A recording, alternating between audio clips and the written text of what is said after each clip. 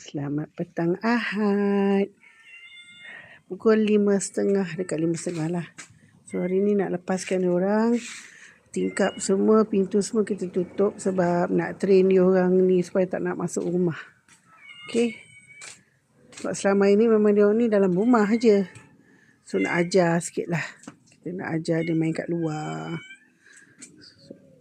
Ya, semua dah bising. Mengada tu bukannya lapar pun. Ami kasih makan banyak lah ini. Duduk bergayut kat pintu macam mana nak buka?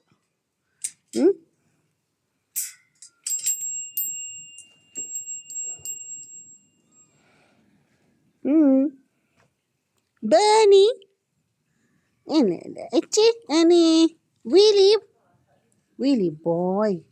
Ecik? Anak okey nak? Demam tak tu?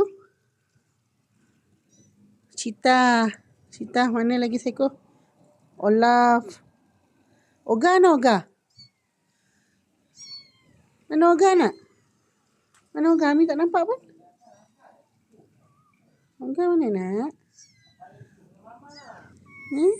Kenapa nak? Demam? Seko lagi mana?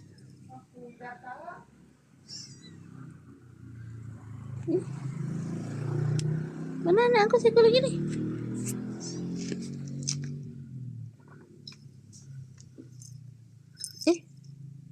Sudah. Kenapa ni? Tidur boleh sayang. Kami tak nampak nak, sorry. Oga. Ni nak Ami nak tengok muka Oga.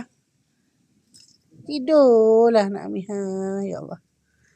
Sedap tidur ya.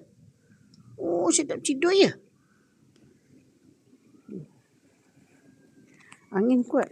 Memang rasa kita panas tapi angin kuat. Ami pijak ke? Tak kan?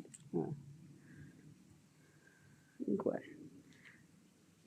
So, okay. Nak bagi dia orang main-main dulu. Yang anak kucing tu biar dalam. Dia mengacau. Dia kan kita pijak dia. Takut terpijak.